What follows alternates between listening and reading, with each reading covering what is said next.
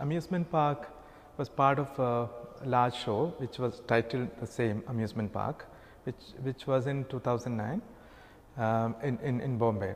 So the idea of amusement park comes out as my larger engagement with the city and the architectural spaces and the social spaces which I've been working on for a long period of time being in Delhi.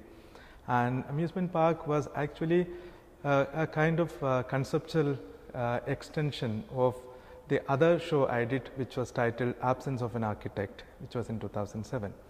I mean, that was specifically Delhi oriented, city specific, and amusement park take this absence of an architect to another level, thinking of the entire space of urban structures all over could be turned into an amusement park. I mean, or conceive it as an amusement park. Even the behaviorism in which urban spaces are operated, and how an urban space as opposed to the rural India specifically, how it operates within the logic of an amusement park. That was the whole idea.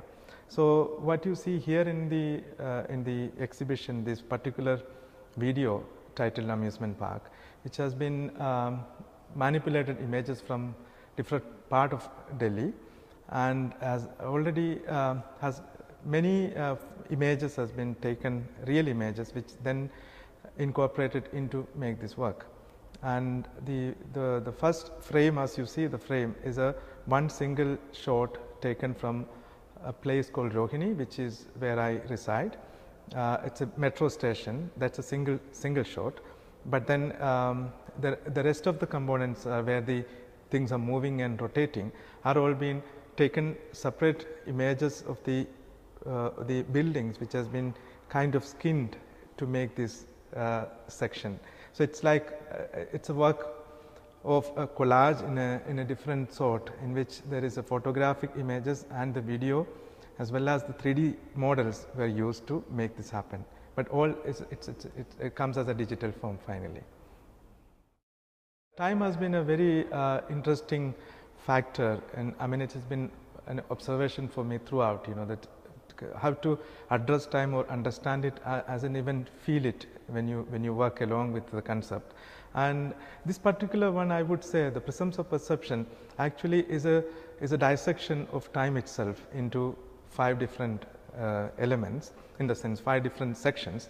And what it has, it operates in many layers. And according to me, the first interesting observation I have about the slogan which we say in Incredible India, and how space, especially an economically booming country like India, has kind of come up with an idea of everything is booming and everything is growing, and it's on a very different gigantic level. But at the same time, you see that this booming part happens only in the cities, not any part of the rural spaces. So the contrast in between this rural and urban operates in a huge disparity, which you could see. So I was always wondering, how a person sitting in a remote village of any part of India would think and understand this Incredible India slogan, how he kind of take it in. So here this train, I mean, the idea basically to do with thinking about, if you look at from the perspective in which you are in and see the world from that particular point, that's where you see what you have to say and see. But overall, what that meant to others is really doesn't come through. So if you are in this particular part of the world in particular position, if suppose you are sitting in Delhi or Bombay or in Calcutta, you probably have a vision of Incredible India. But whereas you are in another part of India, you will have a completely different take on the whole idea of development. So these prisms of perception actually take the train of different times, and then it actually set as a single frame in dissected mode. And the same, the old train, which is probably an old one version of which was in the 50s or 40s, and when it comes to the next level, it even getting better to another probably a 70 model.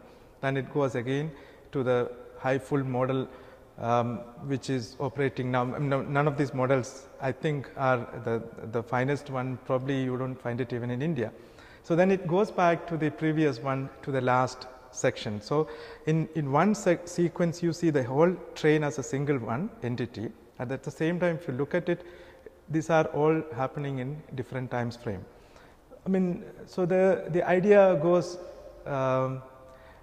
back about the perception in which you stand and look at and see what happens in the world.